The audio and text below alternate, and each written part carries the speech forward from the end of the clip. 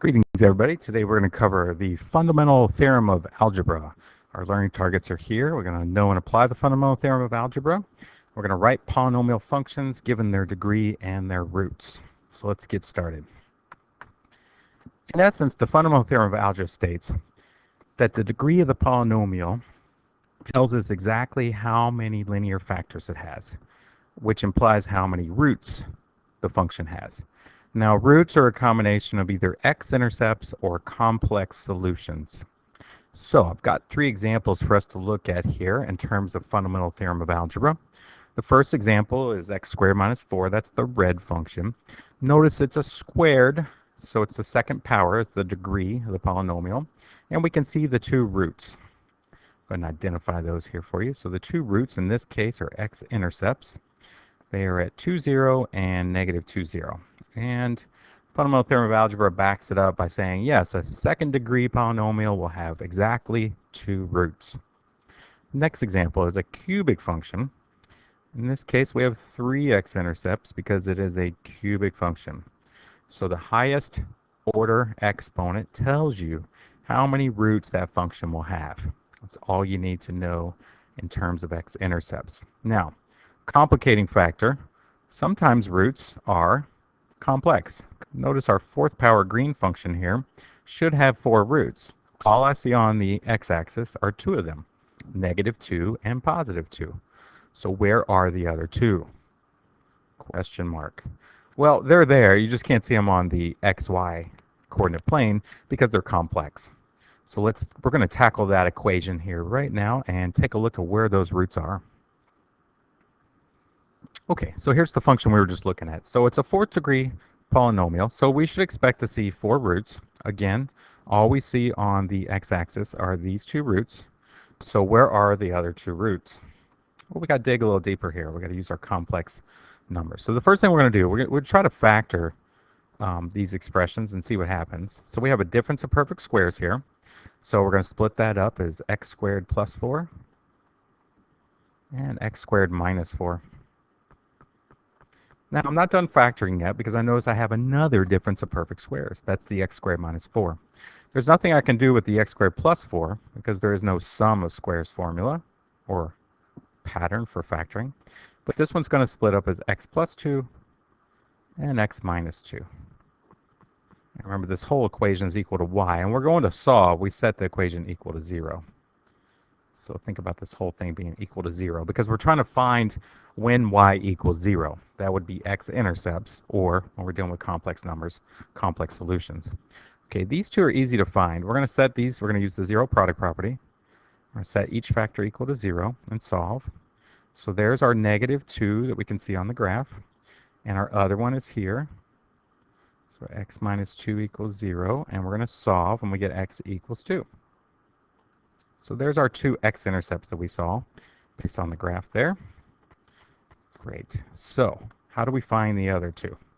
Well, we're going to use this equation right here, and we're also going to set it equal to 0. It doesn't factor any further. And we get x squared plus 4 equals 0. And we're going to subtract 4 from both sides to get x squared equals negative 4.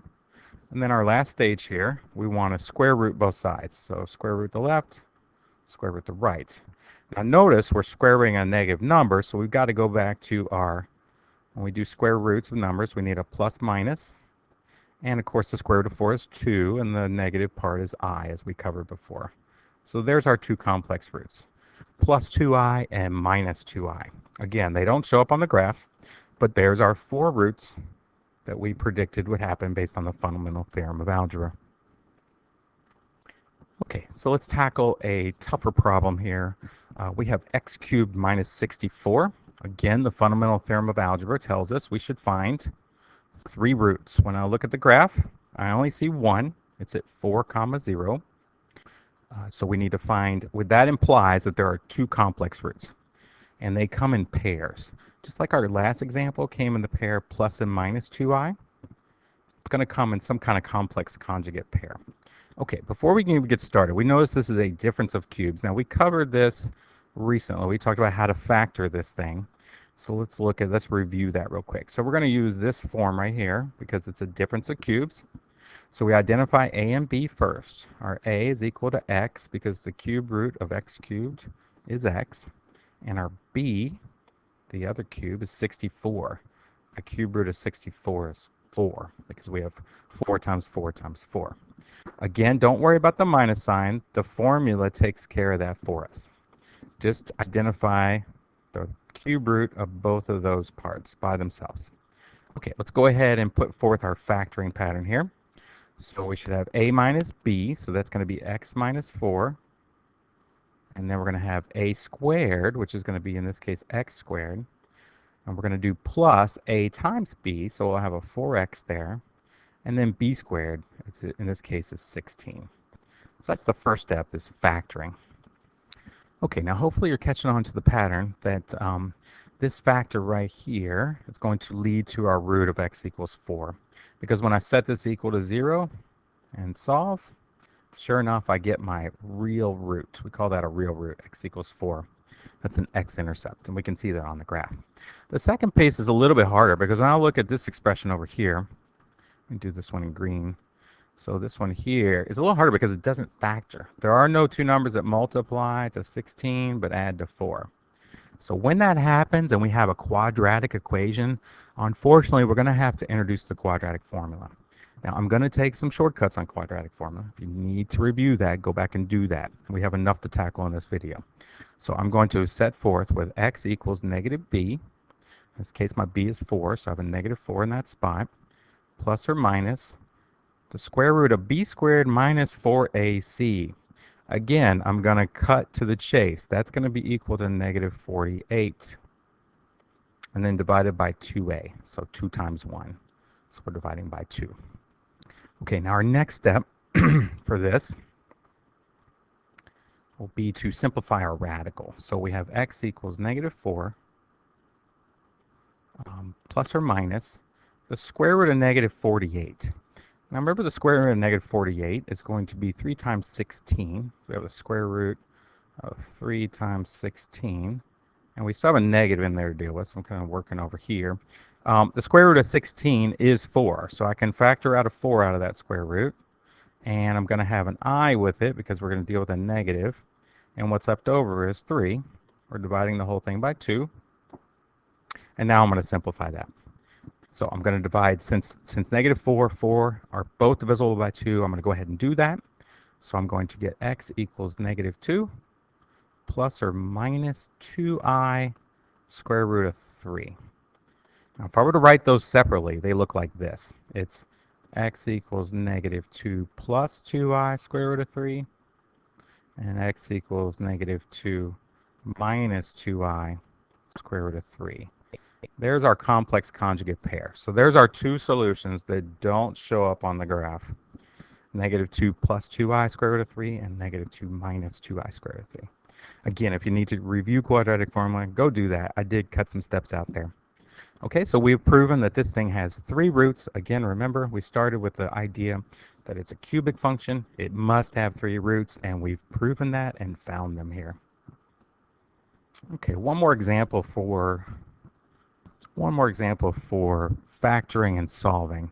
So I'm trying to work in some review of factoring as well as the fundamental theorem of algebra. So this one, when I look at this one, our best option here is to try factoring by grouping. So I'm going to group the first 2 terms together and see what's in common. And in that case, I can factor out an x squared and think about it as x minus 7 is left over. And then I got my plus in between. And then over here, I can factor out a 4, leaving x minus 7. And it doesn't always work nicely like this, but this one factors by grouping. So our common factor is x minus 7. And then we're doing a multiplication of what's left over, x squared plus 4. Now again, we started with the idea that this has 3 roots to it. We can see one of them right there is x equals 7. Of course, that pops out of this piece here. So when I set this one equal to 0 and solve, I get x equals 7. And that's the x-intercept. That's the real one. Obviously, this implies 2 complex roots. This piece here, as we saw in other example, same factor here, x squared plus 4 equals 0. And we're going to subtract 4 from both sides to get this. And we're going to square root the left, square root the right. We get x equals plus or minus 2i. So in this case, our complex conjugate pairs are x equals 2i and x equals negative 2i. There's our two complex roots. So all of our three roots are down here at the bottom. X equals 7, x equals 2i, and x equals negative 2i. Solving using factoring by grouping. Okay, our last task here is to actually take the roots and then write our function based on the roots. Because the fundamental theorem of algebra goes both ways. It says that if you know the roots, you can build the factors. And if you know the factors, you can find the roots. So this tells us the degree here. We've got an n equals 3. That means we have a third degree polynomial. We should have a cubic function by the time we're done with this. It tells us our zeros. So we're going to build our factors from our zeros. So one of the roots is x equals 0. One of them is x equals 5. And another is x equals negative 7. Okay, so what we have to do is think about how we're going to work backwards here. So I can't do anything with the x equals 0. So I'm just going to put parentheses around that one.